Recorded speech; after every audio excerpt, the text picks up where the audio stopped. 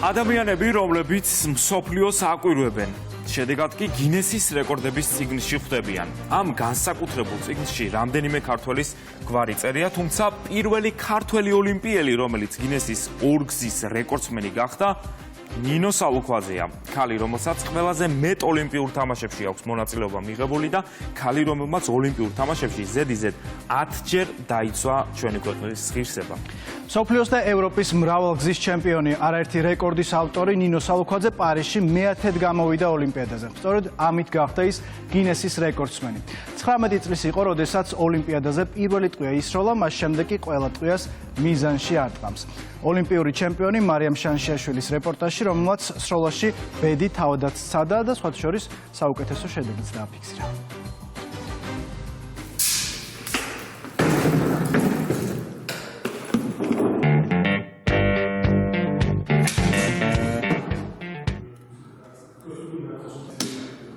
ბებია მასწავლა ყაისნაყით ქსოვაც და ერთ-ერთმა ტურისტმა სოხუმში ასევე მასწავლა ქარგვა.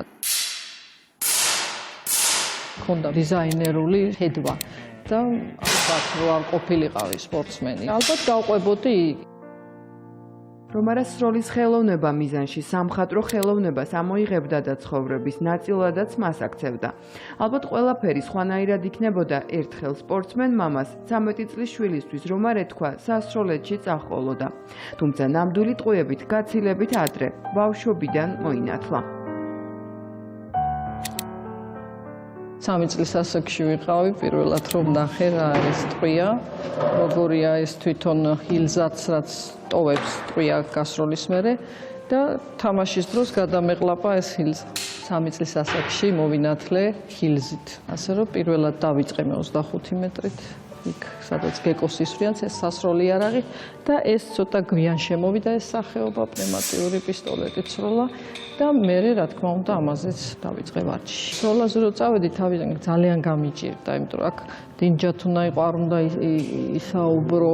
არც მეცოდინეობოდა თუ არსებობს ეს სპორტის სახეობა, მამა რო არ ყოფილიყო ჩართული ამ სპორტის სახეობით იყო დაკავებული, სპარტაკიადის ჩემპიონია. ცეცხლის ხაზზე მამაშვილის დაუღალავმა მონდომებამ და ვარჯიშმა შედეგიც მალევე გამოიღო. პატარა სპორტსმენმა თავის ასაკში მოუგო ბიჭებსაც და გოგონებსაც. მერე იყო სპარტაკიადა, 4 ოქროს მედალი და კიდევ 6 წელი ოლიმპიადამდე, რომელიც მისთვის სეულში ოქროდ და ვერცხლად იქცა.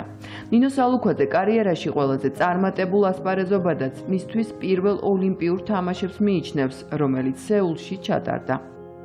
ყველას ოცნება მოხდეს მის ანუკვარ ყველაზე უმაღლეს შეჯიბრზე, ეს არის ოლიმპიური თამაშები.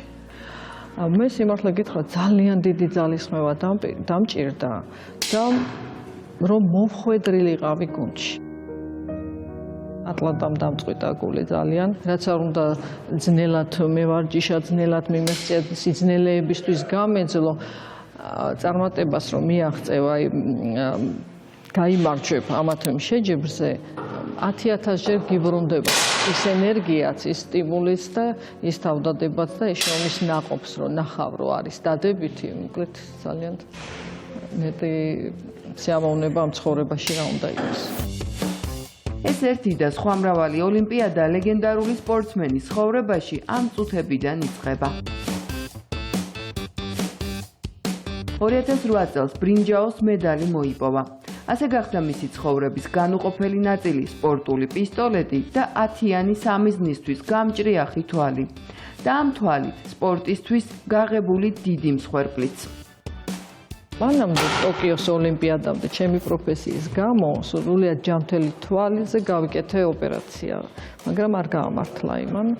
ცხოვრებაში, ხა ჩვეულებრივ ცხოვრებისთვის არ დამჭირდებოდა ალბათ ოპერაციის გაკეთება, მაგრამ ჩემი პროფესიისთვის არ გაამართლა. მაგრამ მაქვს მეორე თვალი და დავიწყე მარცხენა თვალით ვარჯიში. აი მეორე ეს ბოლო ლიცენზია ავიღე მარცხენა თვალით. ჰქონდა ყოველთვის პატარა მინუსი, მაგრამ ამან მე მომცა საშუალება სწორად შემესწავლა სროლის ტექნიკა. წლებმა მის კარიერას წარმატებების დაუვიწყარი მომენტები მოუტანა, ხასიათს კი სიმტკიცე, მოთმინება, გამძლეობა და სიმშვიდე. სტუდენტობაში ვაჟებს ეშინოდათ, რომ დიოდი ინსტიტუტში გარბუდნენ აქეთი. იარაღმა განსხვავებული იმიჯით შეუქმნა, მათ შორის უნივერსიტეტში სწავლისას. სროლის დროს არც სამიზნედ წარმოუდგენია ვინმე და იარაღზე არ ეფიქრება არც მაშინ, როცა გაბრასდება. შეიარაღებული სიარულიც არ უყვარს და მას როგორც სპორტულ ინვენტარს ისე ეპყრობა. რატო უნდა მეშინოდეს თუ იცი იარაღის მოპყრობა, იარაღთან მოქცევა, მოპყრობა, უსაფრთხოება, არა. მე ცოცხალ არსებას ვერასდროს ვერ დაუმიზნებ, სროლაზე ზოგადად ალაპარაკი. ტრადიცია გაგრძელდა და წლების შემდეგ თავად გახდა შვილის მასწავლებელი. მასთან ერთად რიოში ჩასულმა გაიგო, რომ მსოფლიოში პირველად მოხდა ასეთი რამ, როცა დედაშვილმა ოლიმპიადაზე ერთად იასპარეზა. მის სპორტულ კარიერაში სიტყვები მსოფლიოში პირველი და რეკორდსმენი ისეთივე ბუნებრივია, როგორც მის მიერ მიზანში ნასროლი ტყვია. სანამ პატარა იყო მიჯერებდა, აკეთებდა, ასრულებდა და მიაღწია კიდევაც შედეგს 18 წლის ასაკში აიღო ლიცენზია ოლიმპიადისთვის. ძალიან რთულია.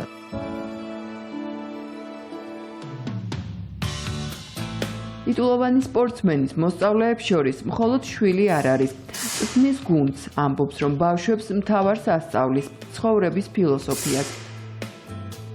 ადამიანად დარჩენა ცხოვრების განმავლობაში არის გმირობა. აი მე უსურვებ, რომ ჩემი მოწაფეები პირველ რიგში იყვნენ გმირები. ჩვენთვის არ არსებობს წაგება, ჩვენთან არის მოგება და სწავლება. არა მარტო ჩვენთან, საერთოდ სპორტში. რაც ნიშნავს წავაგემო, არაფერიც. წარმატებული ადამიანი ის არის, ვინც 1000-ჯერ დაეცა და 1000-ჯერ ადგა. მის სპორტში სიჩუმე მთავარი ამბავია, მაგრამ გამარჯვების შემდეგ ემოციები ყველაზე ხმამაღალია. ასე იყო მაშინ, როცა ოლიმპიური ლიცენზია მოიპოვა. და მაშინაც, როცა რიგით მე-10 ოლიმპიადაზე წასვლა გადაწყვიტა. არ უნდოდა, მაგრამ ბოლოს ისევ მამის სურვილმა გადაწონა. როგორ უნდა ისროლო ისე, რომ მიზანს არ ააცილო, გინესის რეკორდსმენი ქალისგან ინსტრუქცია კურიერი პიესმაც მიიღო. ცეცხლის ხაზზე ბედი ჩვენ ვცადეთ. ნინო სალუქვაძე მსოფლიოში ერთადერთი ქალია, რომელმაც ოლიმპიადაზე ზედიზედ 10-ჯერ იასპარეზა და ქალი, რომელმაც ოლიმპიადაზე თავისი ქვეყნის ღირსება მე-10-ად დაიცვა. ოცნებაც არ მქონია, რომ 10 ოლიმპიადაზე მივიღებდი მონაწილეობას. გინესის რეკორდზე საერთოდ არ მქონია აზრად გავლებული არასდროს. მე არაფერი ისეთი არ შემიძლია, რომ გინესის რეკორდსმენი გავხდე. მაგრამ აი ჩემი შრომა შეფასდა, კი არ დაფასდა, შეფასდა.